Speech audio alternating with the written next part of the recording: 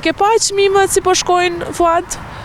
Tash në tregje, a mendon se është pak vështirë me depërtu në tregjet tona? Fatmirësisht pemishteve dhe bujqësisë, blegëtorisë, gjitha kohëve të fundit ju ka hyrë vlera në maksimum. Domethënë shumë ma pak po punohet toka, edhe kjo është njëra ndër arsye që mos milon toka djerrin, mi punu tokat, edhe kur nuk i nevojë, vetëm mjafton mos t'i lesh toka djerrin të punosh me diçka, edhe për shkak ngritjes çmimeve, këtu gjitha janë bio, pse mos me punu.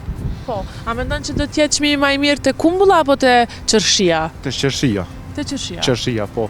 Ajo ka çmimin spakut njerë për njerë, ajo është prind me çmime më të larta, apo din, edhe kështu, kumbulla ka krejt varet sa e rendiment edhe në vende tjera, ajo varet, krejt tregu varet sa ka fuqi rendimenti, sa ka edhe sa lejojnë temperaturat, sa nuk dëmtohet.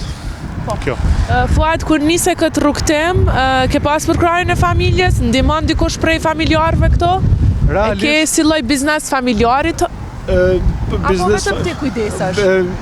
Vetëm unë kujdesna, familjar tjerë, jo, secili ka punën e vet, profesionin e vet, nuk është që s'ta ka pengu kjo? Mos më kam pengu, kështu që mundona me disa punëtorë që i marrë ko pas kohë, ta mirë mbajmë këtu e kom bledhe pajisje, tash është koha, këto ditë nuk na ka leju, është koha për bari me prej, është shumë e mirë, ajo kom bledhe pajisje 3, ajo e blum barin edhe njëkohësisht ata plenohet toka, edhe jep rezultatet mira, edhe ju ushqen rënjet e kumbulla. Po, si e vren që ka me pas rendiment të mirë këtë vetë? Edhe tu i pa kështu. Po tash peshen, jam fazën e hapjes edhe po besoj nëse do Zoti i ruan, besoj që ka më pas rendiment mjaftueshëm edhe të mirë. Po.